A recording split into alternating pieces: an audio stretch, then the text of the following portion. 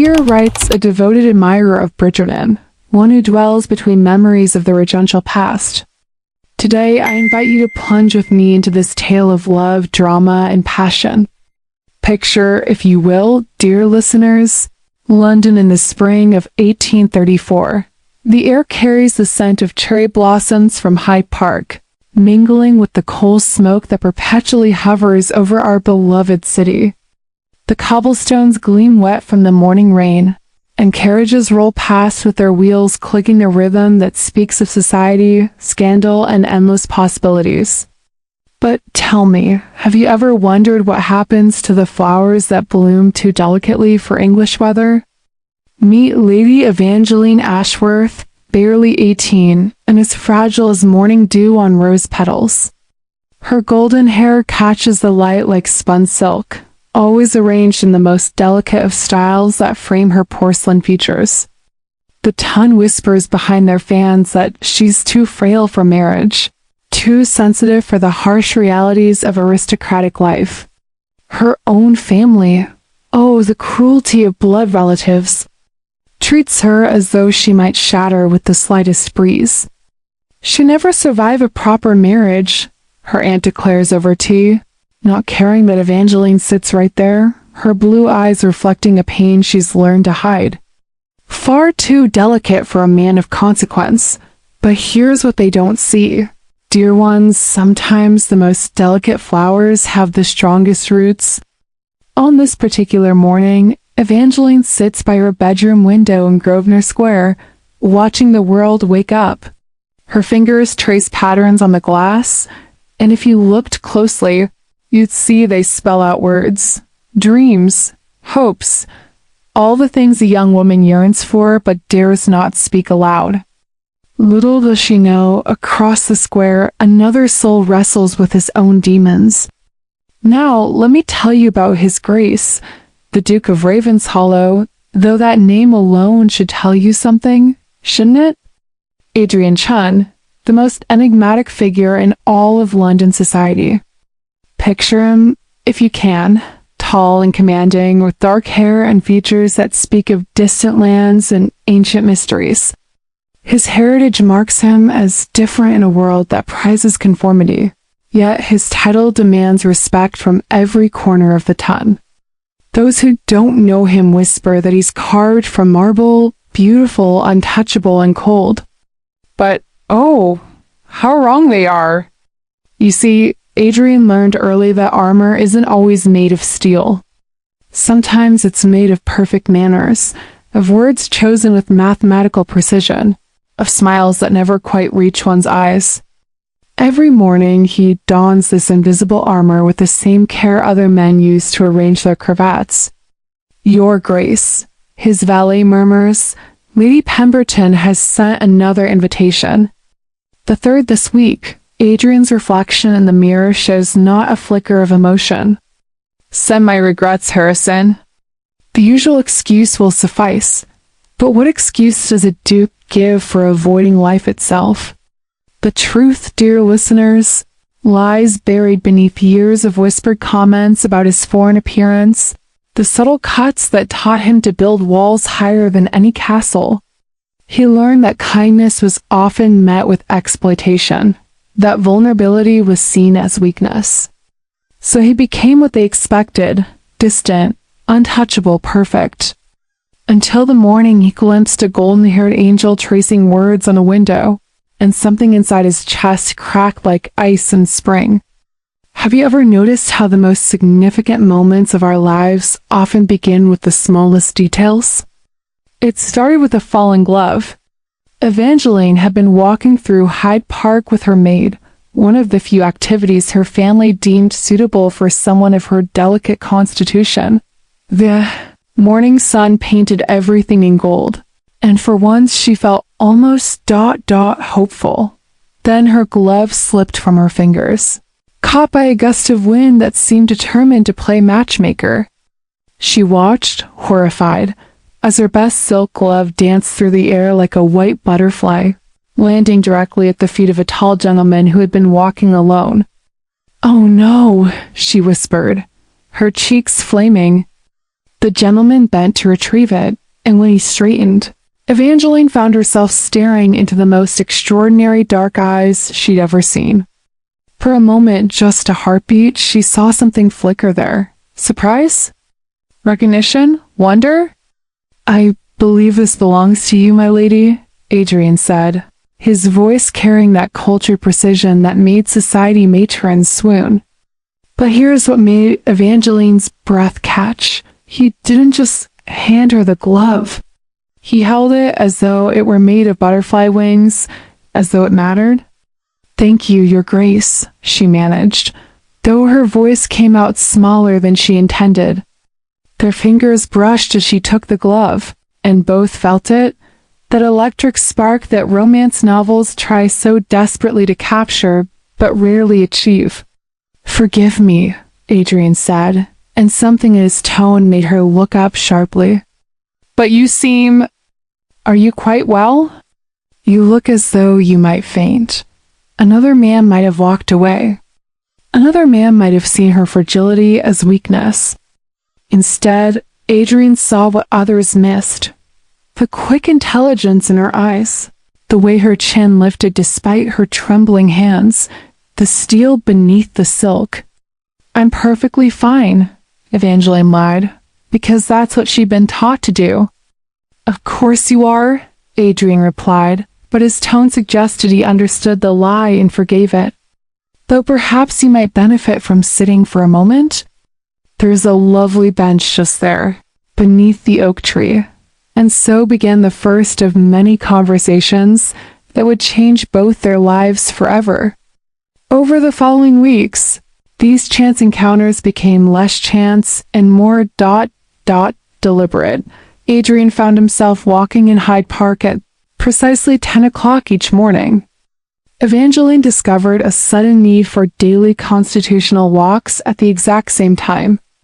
Their conversations started with the weather, safe, proper, forgettable.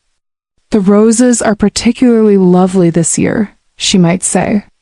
"Indeed," he would respond, "though I confess I've always preferred wildflowers to cultivated blooms.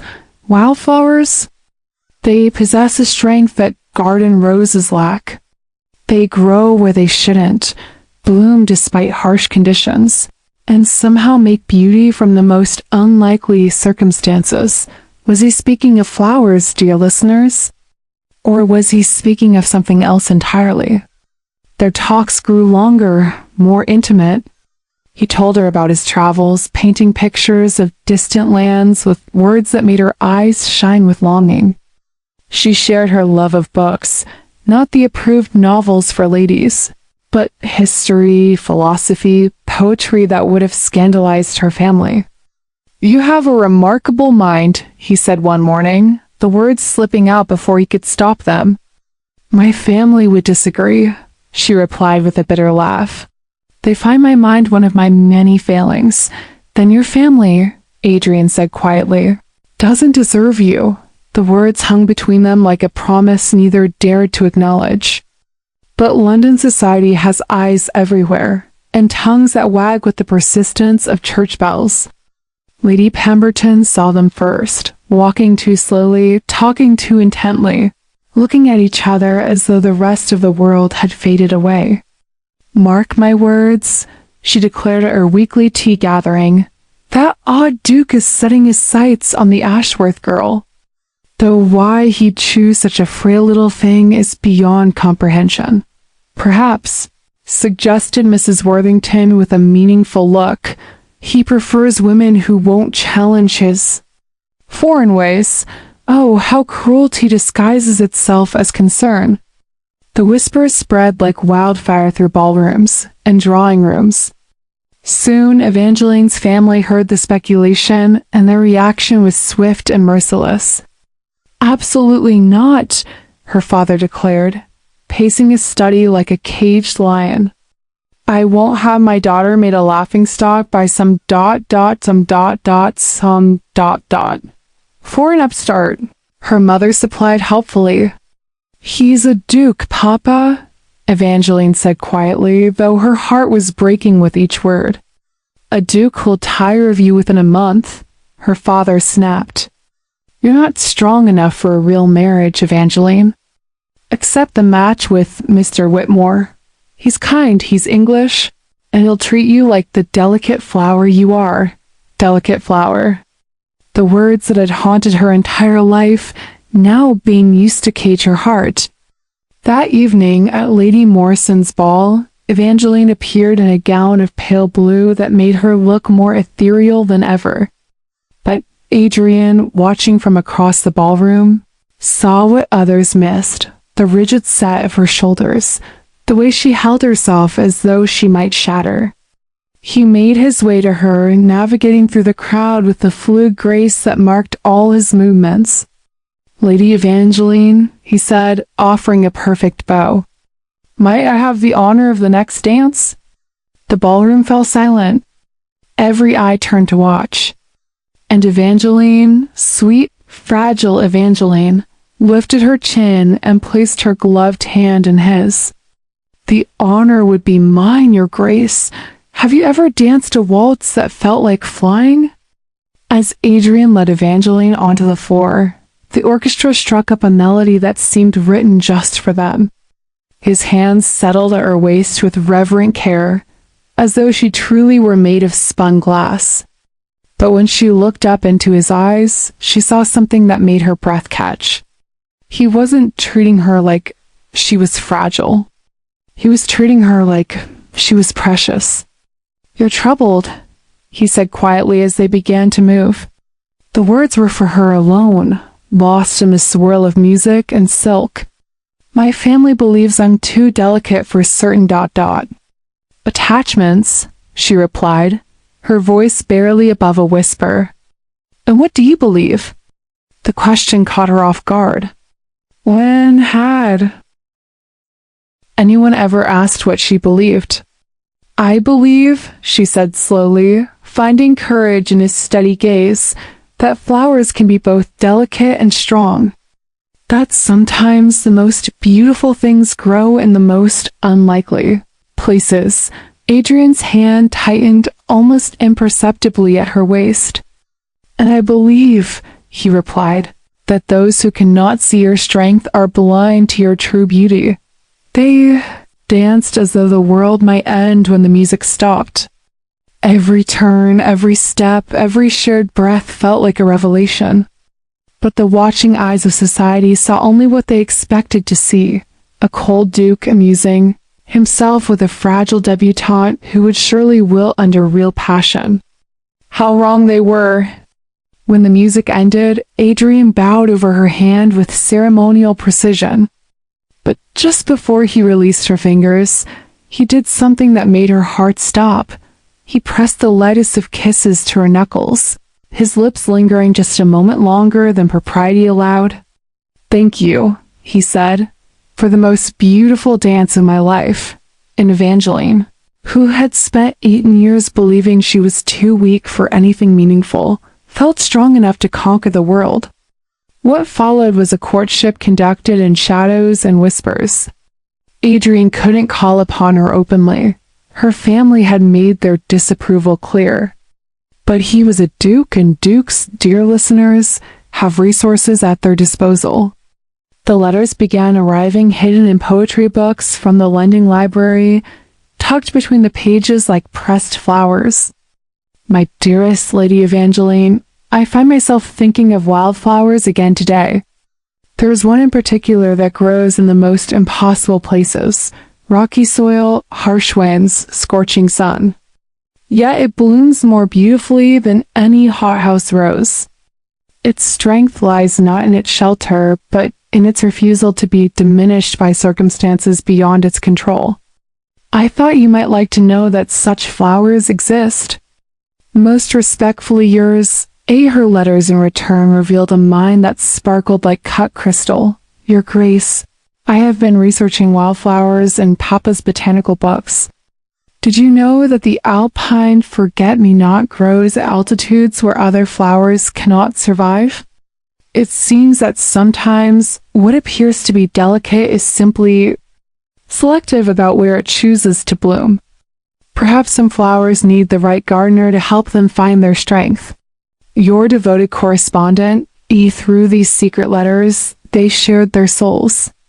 Adrian wrote of his childhood, of being different in a world that prized conformity, of learning to hide his heart behind perfect manners and social grace. Evangeline revealed her dreams, not the simpering wishes her family expected, but deep yearnings to travel, to learn, to matter in a world that saw her only as ornamental. I dream of seeing the places you've described, she wrote, not as a tourist seeking comfort, but as an explorer seeking truth. Is that terribly unwomanly of me? It is, he replied, utterly magnificent. But secrets, dear ones, have a way of revealing themselves at the worst possible moments. It was Evangeline's maid who betrayed her, not from malice, but from fear. The girl was caught with one of Adrian's letters, and under pressure from Lady Ashworth, she revealed everything. The confrontation was swift and merciless. How dare you? Her father thundered, pacing his study while Evangeline stood frozen before his desk, carrying on a clandestine correspondence with that. That foreigner. He's a duke, Papa. He's unsuitable. Her mother's voice cut like a blade. Did you think we wouldn't discover your shameful behavior? The entire town will be laughing at us. I love him, Evangeline said quietly, and the words fell into the room like stones into still water. Love? Her father's laugh was harsh. Child, you know nothing of love. You know nothing of the real world.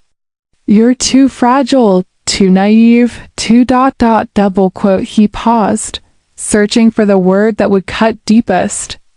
Too weak for a man like that. Each word was designed to wound, and they found their mark. But something strange happened as Evangeline stood there, absorbing blow after blow. She didn't break. Instead, she felt something unfurling inside her chest, something that had been sleeping, waiting, gathering strength. Perhaps, she said, her voice steadier than it had ever been. You don't know me as well as you think. Her father's eyes narrowed. You will end this foolishness immediately. Tomorrow you will accept Mr. Whitmore's proposal. The arrangements have already been made. No, the word hung in the air like a sword. I beg your pardon. I said no, Papa. I will not marry Mr. Whitmore. I will not pretend to be the weak, wilting flower you believe me to be. And I will not abandon the only man who has ever seen my true worth. The silence that followed was deafening. Then her father's voice, cold as winter. Then you are no daughter of mine.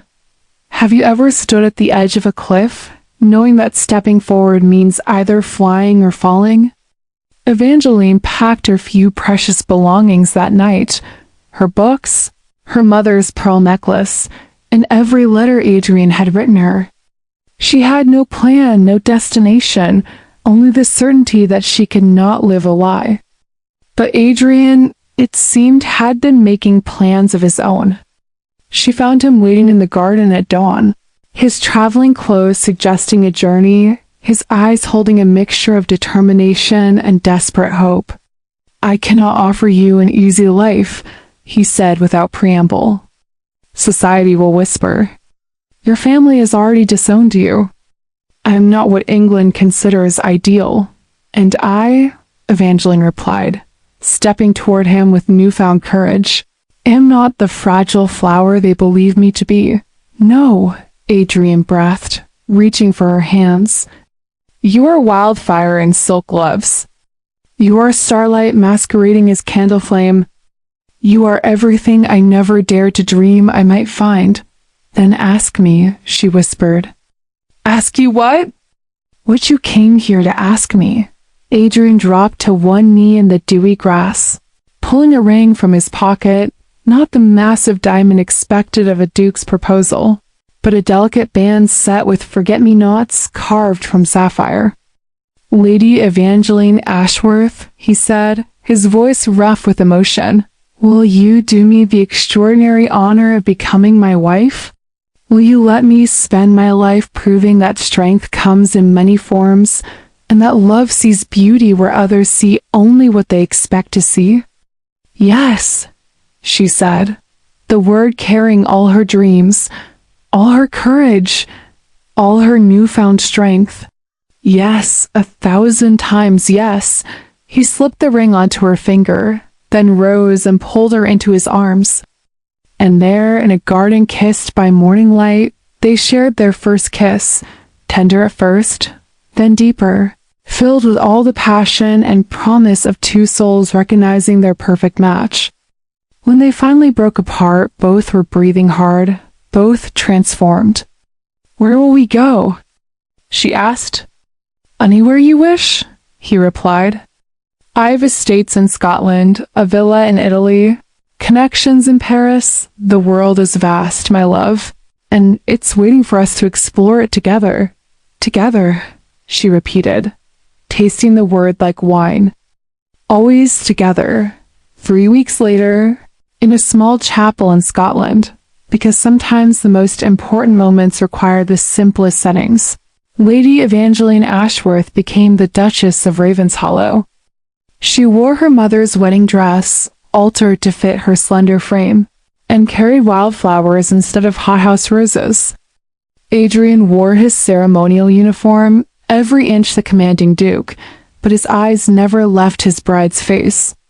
The ceremony was attended by a handful of friends who understood that true love rarely follows society's rules. No family members were present. The Ashworths had made their position clear. But when the vicar pronounced them husband and wife, when Adrian lifted Evangeline's veil and looked into her radiant face, it was clear that they needed no one's approval but their own. "You realize," he murmured as they kissed to seal their vows, "there's no going back now." "I don't want to go back," she replied against his lips. "I only want to go forward with you." Their wedding night, but some stories are too sacred for public telling. Let it suffice to say that Evangeline discovered reserves of passion she never knew she possessed, and Adrian learned that gentleness and strength could coexist in perfect harmony. Marriage, dear listeners, has a way of revealing truths about ourselves we never suspected. In the months that followed, as the new Duke and Duchess of Ravenshollow traveled through Italy and France, something remarkable happened to Evangeline. Away from the suffocating expectations of London society, she began to bloom like those wildflowers Adrian had always seen in her. She learned to ride, really ride, not the sedate side-saddle cantering approved for ladies. She studied art and history with passionate intensity. She spoke her mind in drawing rooms across Europe, charming intellectuals and artists with her quick wit and genuine curiosity. "You're not the same woman I married," Adrian said one evening as they walked along the Seine, her hand secure in his arm. Evangeline looked up at him with alarm. "Does that displease you?" "Displease me?" He stopped walking, turning to frame her face in his hands. "My darling, you are everything I hoped you would become and more than I dared to dream. You were never fragile, you were simply waiting for the right soil in which to grow." She had grown indeed. The pale, uncertain girl who once traced words on windows had become a woman of substance, grace, and quiet power. She spoke 3 languages fluently now, could discuss philosophy with scholars and politics with diplomats, and had developed a reputation for her charitable work among the poor of whatever city they called home. But perhaps most remarkably, she had learned to see herself as Adrian had always seen her, not as a delicate flower to be protected, but as a force of nature to be celebrated. After 2 years abroad, social and political obligations called the Duke and Duchess of Ravenshollow back to London. The woman who stepped from the carriage at Ravenshollow House bore little resemblance to the timid girl who had fled England as a disgraced daughter. This was a duchess in every sense of the word, poised, elegant, radiating quiet confidence. The tongue naturally was agog. At their first social appearance, Lady Pemberton's spring ball, Because some ironies are too perfect to resist, all eyes turned to the legendary couple. "Good heavens," whispered Mrs. Worthington. "Is that really little Evangeline Ashworth?"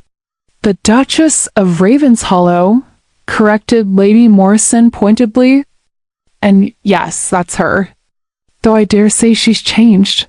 Changed indeed. Evangeline moved through the ballroom like a queen, her golden hair now styled in a sophisticated chignon, her gown a masterpiece of Parisian couture that highlighted every curve she'd developed during her time abroad.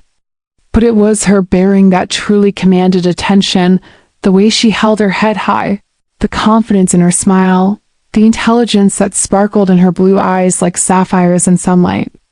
"Your Grace," Lady Pemberton gushed, approaching with barely concealed curiosity, "how wonderful to see you both again." "Marriage clearly agrees with you." "Indeed it does," Evangeline replied, her voice warm but carrying an undertone of steel. "I've discovered that I'm far stronger than anyone, including myself, ever imagined." Adrian, resplendent in evening dress, watched his wife navigate the social minefield with pride and adoration evident in every glance. When they danced that night, the same waltz they'd shared 2 years before, the entire ballroom fell silent again. But this time, it wasn't scandal they witnessed. It was perfection. The confrontation with Evangeline's family came, as these things do, at the most inconvenient possible moment.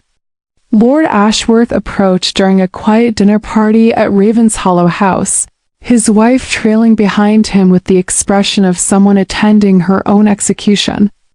"Evangeline?" he said stiffly, using her name for the first time in 2 years.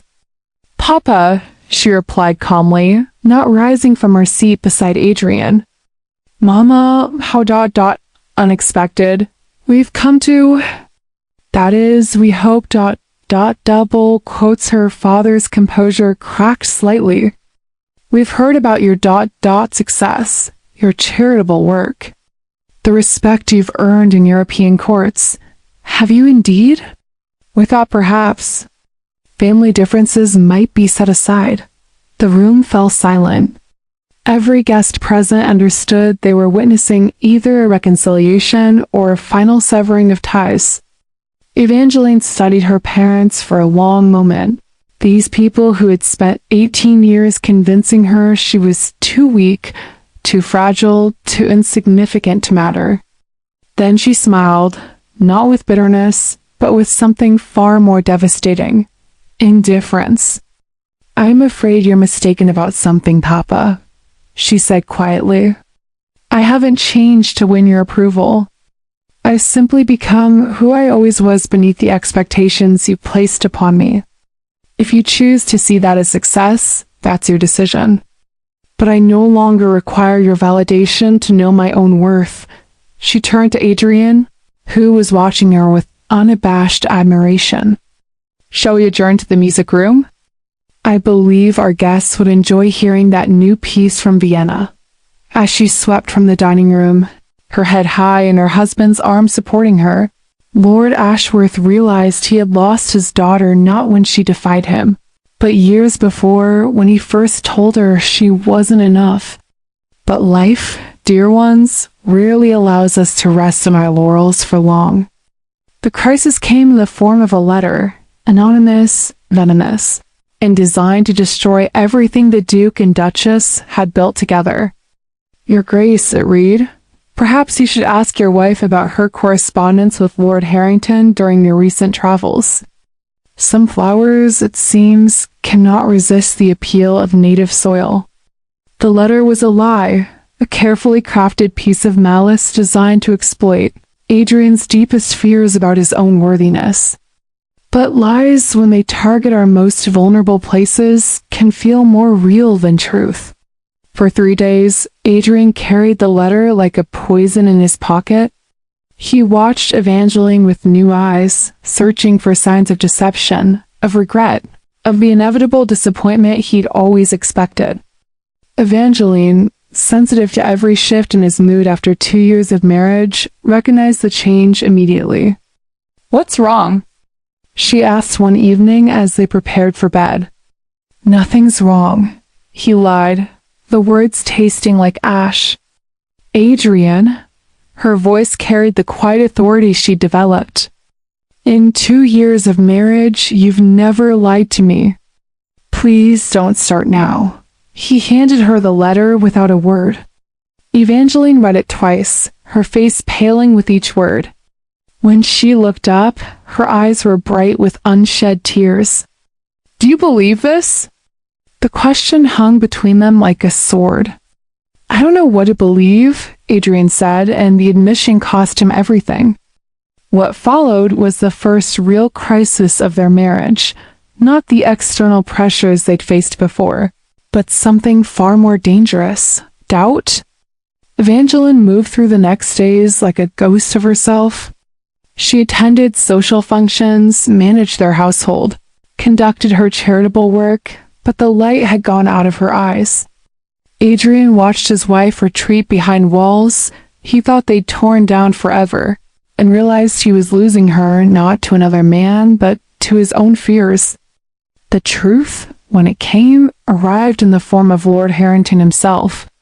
"Ravenshollow," the elderly gentleman said, cornering Adrian at his club.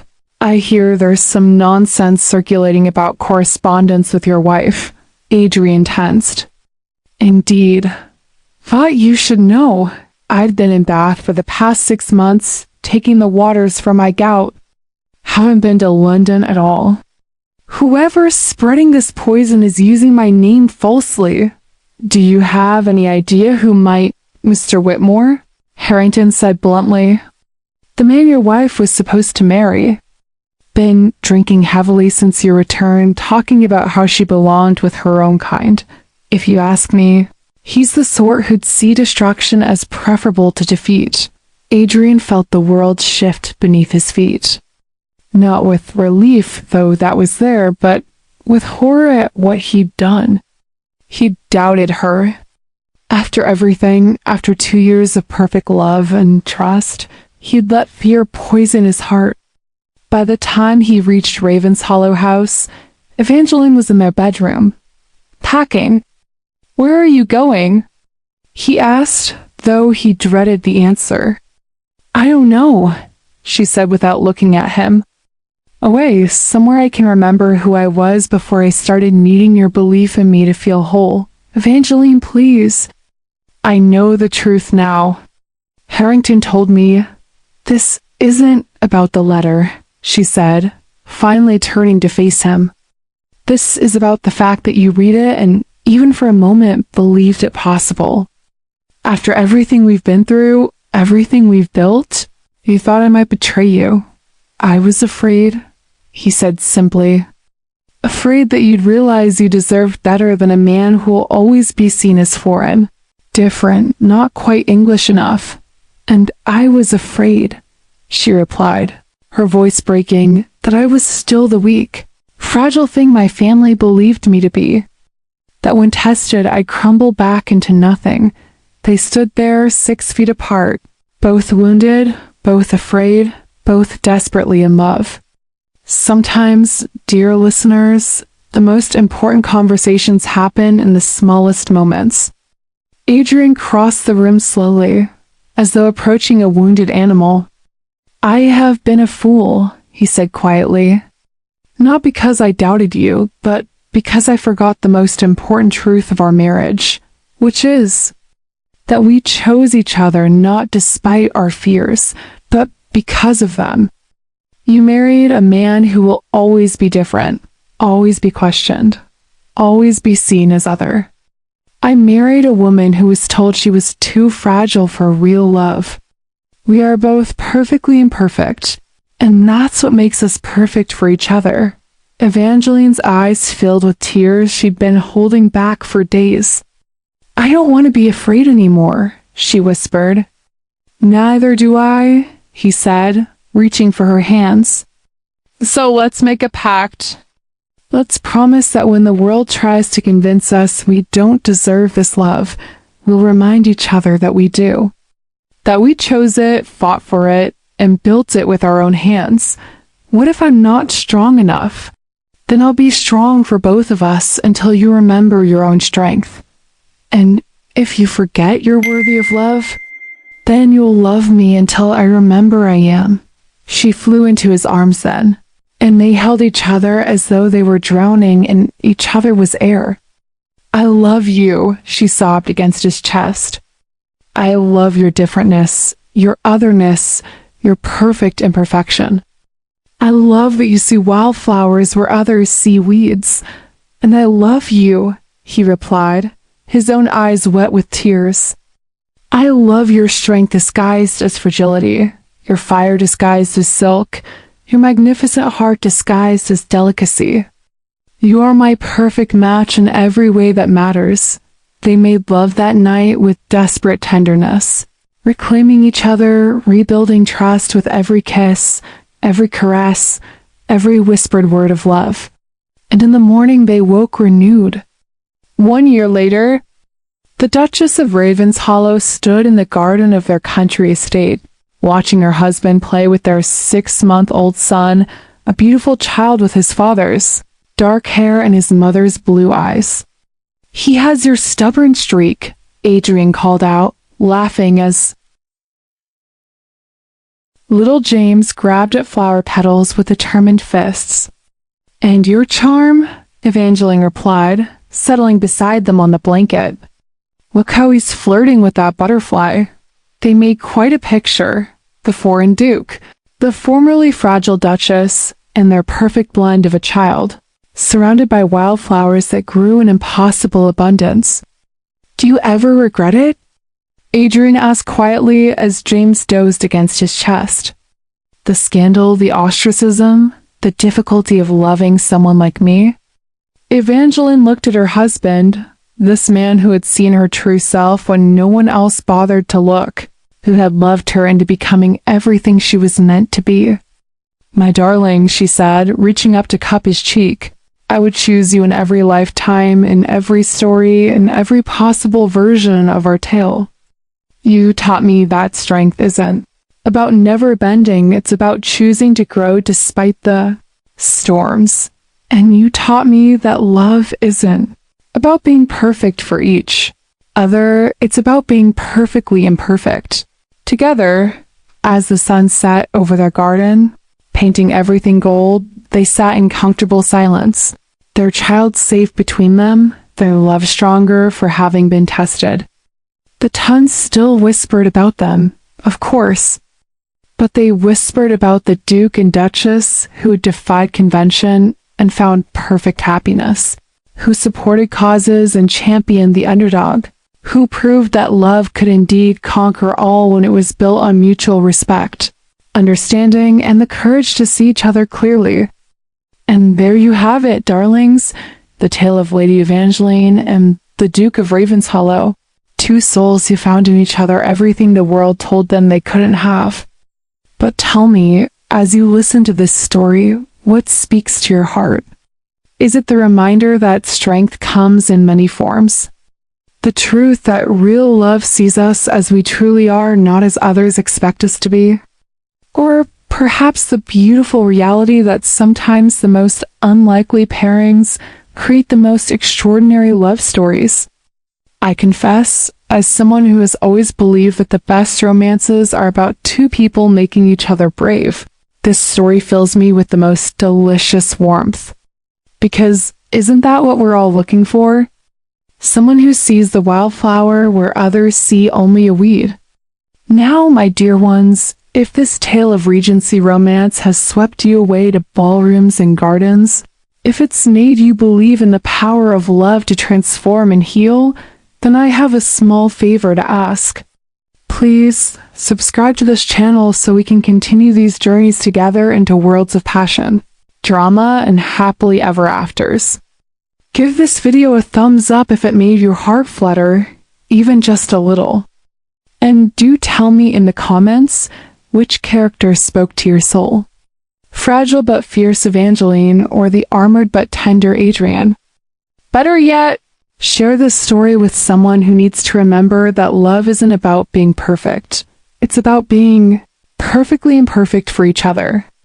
Until our next romantic adventure, remember, you are stronger than you know, worthy of the greatest love, and perfectly positioned to bloom exactly where you're planted. Now go forth and find your own wildflower love story, darlings. The world is waiting for you to write it. With all my love and romantic wishes, your devoted storyteller.